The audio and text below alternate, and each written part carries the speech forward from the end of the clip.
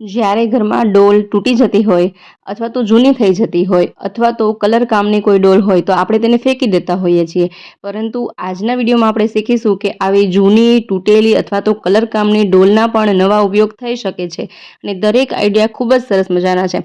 તો મિત્રો, વિડીયોને એન્ડ સુધી જોવા વિનંતી. ચાલો શરૂ કરીએ વિડીયો. તો પહેલાં તો આપણે આ કલર કામની જે ડોલ આવતી હોય ને તેનો ઉપયોગ શીખીશું.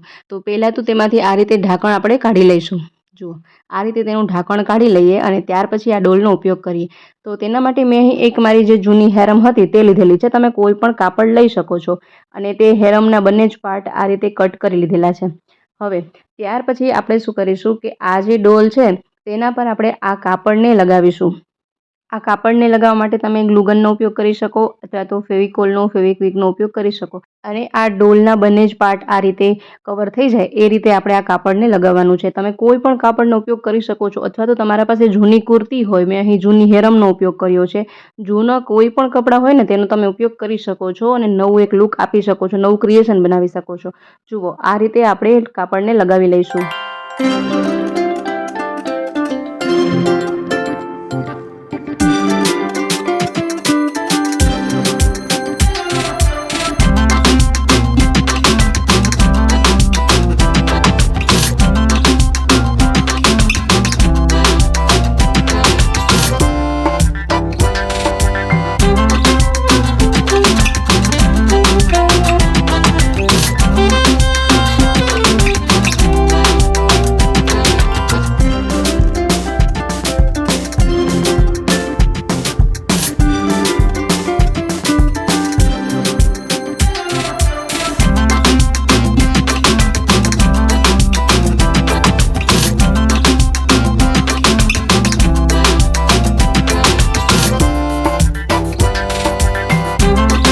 ત્યાર પછી આપણે આ ડોલનું ઢાંકણ લેવાનું છે અને જે હેરમનો બીજો પાર્ટ હતો કાપડનો તેને આ રીતે આપણે પાથરીએ અને તેના પર આ રીતે ઢાંકણ રાખીએ.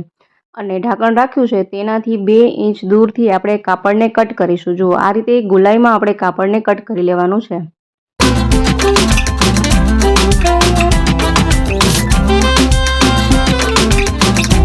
કાપડને આ રીતે કટ કર્યા પછી આપણે સોય દોરો લઈશું અને આ કાપડને 1 ઇંચ જેટલું અથવા તો અડધા ઇંચ જેટલું આ રીતે ફોલ્ડ કરી અને આપણે કિનારી પર આ રીતે સોય દોરાથી ટાંકા લગાવીશું. આ રીતે હાથેથી સિલાઈ લગાવીશું. જુઓ, કાપડમાં ફરતે જ આ રીતે આપણે 1 ઇંચ જેટલું અંતર રાખી અને આ રીતે સિલાઈ લગાવતા જઈશું. તમારા પાસે સિલાઈ મશીન હોય તો તમે સિલાઈ મશીનનો પણ ઉપયોગ કરી શકો છો અથવા તો હાથેથી આ રીતે સોય દોરાથી પણ આ રીતે તમે સિલાઈ લગાવી શકો છો. જુઓ, અહીં મેં ફરતી કિનારીએ આ રીતે 1 ઇંચનું અંતર રાખી અને સિલાઈ લગાવી લીધેલી છે. આ રીતે આપણે ટાંકા લગાવી લઈશું.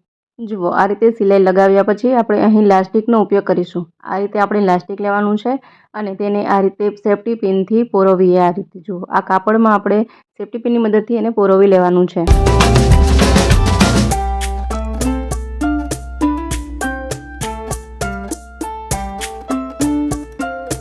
લાસ્ટિક લગાવ્યા પછી આ કાપડનો શેપ આ રીતે સાવર કેપ જેવો બનશે. ત્યાર પછી આ ઢાંકણ છે તેમાં આપણે આ કાપડથી જે બનાવ્યું છે તેને આ રીતે આપણે લગાવી દઈએ કવર તરીકે. જુઓ, સરસ મજાનું એક કવર બની ગયું છે. ત્યાર પછી આપણે એને ગાદી બનાવવા માંગતા હોય, તમારા પાસે જે પણ કોઈ જૂના કપડાં હોય ને તેને તમે આમાં અંદર ફિલ કરી શકો છો અથવા તો રૂ હોય તો રૂ પણ તમે આમાં ભરી શકો છો.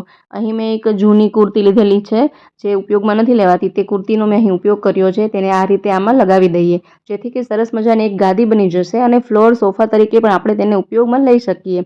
જુઓ, તમે અહીં રૂનો પણ ઉપયોગ કરી શકો છો અથવા તો જે પણ જૂના કોઈ કપડાં હોય તેનો ઉપયોગ કરી શકો છો. અને આ રીતે કવરને આપણે લગાવી દઈએ.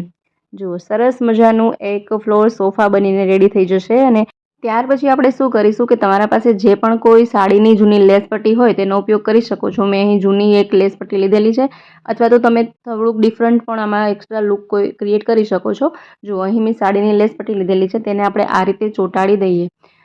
આ જે આપણે બનાવ્યું છે ઓર્ગેનાઇઝર, તેમાં બ્લેક કલરની ટપકી છે તો તેમાં મેચિંગ થાય તે માટે મેં બ્લેક કલરની લેસ પટ્ટી લીધેલી છે. તમારે એ રીતે જે મેચ આવતું હોય ને તેવું આપણે ડેકોરેટ કરવાનું છે. જુઓ, આ રીતે લેસ પટ્ટી લગાવી દઈએ. જુઓ, ત્યાર પછી અહીં ડોલમાં આ રીતે કાપડનો જે જોઈન્ટનો પાર્ટ આવે છે દેખાઈ રહ્યો છે, તો ત્યાં પણ આપણે લેસ પટ્ટી લગાવી દઈશું. આ રીતે ગ્લુગન લગાવી અને લેસ પટ્ટી લગાવી દઈશું જેથી કે આ કાપડનો જોઈન્ટ પાર્ટ છે દેખાય નહીં અને સરસ મજાનો એક લુક આવી શકે. જુઓ, આ રીતે તમે લગાવી શકો છો. તો જુઓ, અહીં ખૂબ જ સરસ મજાનું એક ઓર્ગેનાઇઝ બનીને રેડી થઈ ગયું છે. આમાં તમે કોઈ પણ વસ્તુ સ્ટોર કરી શકો છો અને આને ફ્લોર સોફા તરીકે પણ ઉપયોગમાં લઈ શકો છો. આના પર બેસી શકો છો. તમે લેસ પટ્ટી ન લગાવવા માંગતા હોય તો આ રીતે સિમ્પલ પણ રાખી શકો છો જુઓ, અથવા તો આને લોન્ડ્રી બેગ તરીકે પણ તમે ઉપયોગમાં લઈ શકો છો. તો છે ને ખૂબ જ સરસ મજાનો આઈડિયા. ત્યાર પછી જોઈએ નેક્સ્ટ આઈડિયા. તો આ રીતે ડોલ દરેકના ઘરમાં તૂટતી જ હોય છે. તો જ્યારે આ રીતની ડોલ તૂટી જાય તો આપણે તેને ફેંકી દેતા હોઈએ છીએ, પરંતુ આજે આપણે તેનો પણ ઉપયોગ જાણી લઈએ. જ્યાંથી ડોલ તૂટી ગઈ હોય એટલો પાર્ટ આપણે બાકી રાખી તે પછીના પાર્ટમાં આ રીતે નિશાન લગાવી લઈએ.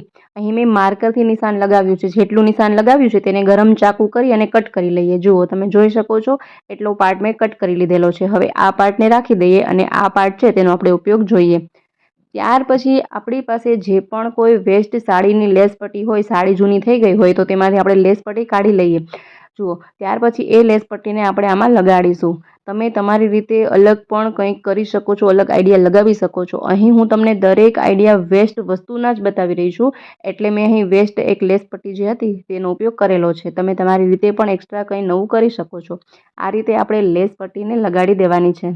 જુઓ, ફરતે આપણે લગાડી દઈએ બોર્ડર. આ રીતે જે પણ આપણી પાસે જૂની વસ્તુ થઈ જતી હોય, સાડી, કુર્તી, એમાંથી જે લેસ નીકળે અથવા તો બટન નીકળે, પેચ નીકળે, બધી જ વસ્તુ આપણે સંભાળીને રાખી દઈએ તો આ રીતે રિયુઝ બનાવતી વખતે ખૂબ ઉપયોગમાં લઈ શકીએ છીએ. ત્યાર પછી લેસ પટ્ટીમાં જે રેડ કલરના, લાલ કલરના ફૂલ હતા તેથી મેં અહીં ડોલના આ પાર્ટમાં લાલ કલરનો ઉપયોગ કર્યો છે. આ રીતે આપણે લાલ કલર કરી લઈએ. આ રીતે લાલ રંગ આપણે લગાવી દેવાનો છે. અંદરની સાઈડ કલર લગાવવાની જરૂર નથી. આ રીતે ફક્ત બહારની સાઈડ તમે લગાવી શકો છો. જો, આખી જ ડોલમાં આ રીતે આપણે કવર કરી લેવાનું છે. આ રીતે કલર લગાવી લઈએ.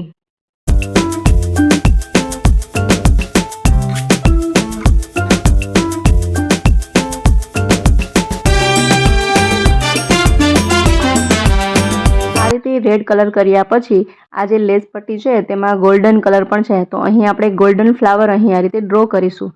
ગોલ્ડન કલરનો ઉપયોગ કરી આ રીતે આપણે નાના નાના સિમ્પલ એવા ફ્લાવર બનાવીશું. આખી જ બકેટમાં આ રીતે આપણે ફ્લાવર દોરી લેવાના છે.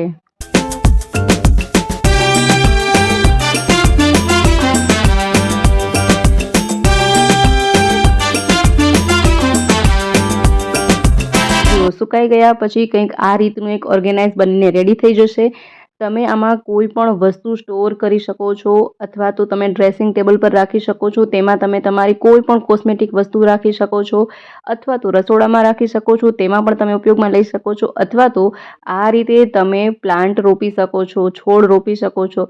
અને એક સરખી ડોલ ઘણી બધી હોય તો તમે આ રીતે તેમાંથી અલગ અલગ છોડ રોપી શકો છો. ખૂબ જ સરસ મજાના આઈડિયા છે અને ખૂબ જ સરસ લાગે પણ છે.